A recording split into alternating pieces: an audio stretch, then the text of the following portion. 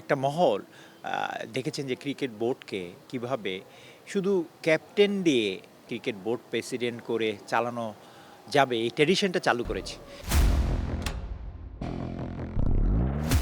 এক যুগের বেশি সময় বিসিবির সভাপতির চেয়ারটায় নিজের নাম খোদাই করে লিখেছিলেন নাজমুল হাসান পাপন। রাজনৈতিক পালাবদলে ক্রিকেট বোর্ডের সেই আসন এখন রূপ নিয়েছে মিউজিক্যাল চেয়ারে, যেখানে চেয়ারের মানুষ বদলায় নিয়মিতই, তবে সাউন্ড সিস্টেমটা এখনও আছে উপর মহলের হাতে। যদিও রাজনৈতিক পট পরিবর্তন দেশের ক্রিকেটে এনেছে নতুন ট্রেডিশন। পলিটিক্যাল কিংবা কর্পোরেট ক্যারেক্টার থেকে বেরিয়ে গেল ১৯ মাসে ৩ জন সাবেক অধিনায়ককে বিসিবি বসের চেয়ারে পেয়েছে দেশের ক্রিকেট। ফারুক আহমেদ, আমিনুল ইসলাম বুলবুল থেকে হালের তামিম ইকবাল। দেশের ক্রিকেটে অনস্বীকার্য তাদের অবদান। তবে ক্রিকেট সংগঠক লুৎফর রহমান বাদল মনে করেন, ক্ষমতার চেয়ার সাবেক অধিনায়কদের হাতে দেওয়ার সংস্কৃতি নষ্ট করেছে ক্রিকেটের পরিবেশ।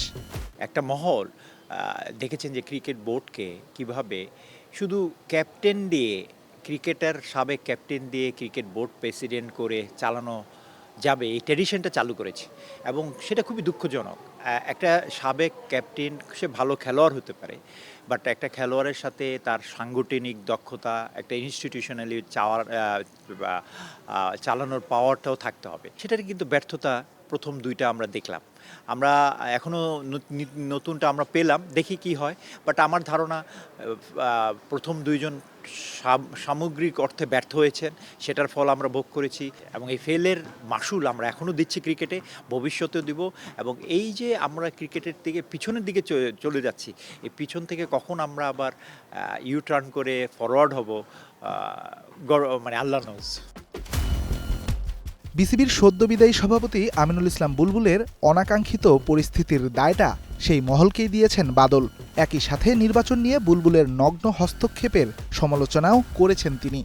আমি মনে করি একদম সে সংগঠক হিসাবে টোটালি ব্যর্থ হয়েছে। উনি তো আমার ধারণা উনি সংগঠক ছিল না, উনি একটা চাকরিজীবী ছিল আইসিসিতে, ভালো অ্যামাউন্টে চাকরি করতো, সেটা ছেড়ে এসে বাংলাদেশের নেতৃত্ব দেওয়ার জন্য চেষ্টা করেছে, কিন্তু আমার ধারণা উনি ফেল করেছে। আমি মনে করি এটা বুলবুল দায়ী না, অ্যাকচুয়ালি বুলবুলকে যারা ওইখানে একটা মহল বসিয়েছেন তারা দেয়। আপনারা দেখছেন ইলেকশনটা কিভাবে বিতর্কিত করেছে, এটা কোনো দরকার ছিল না। একটা ইলেকশন থাকবে, একটা সংগঠকদের ইলেকশন, এটা তো জাতীয় ইলেকশন না।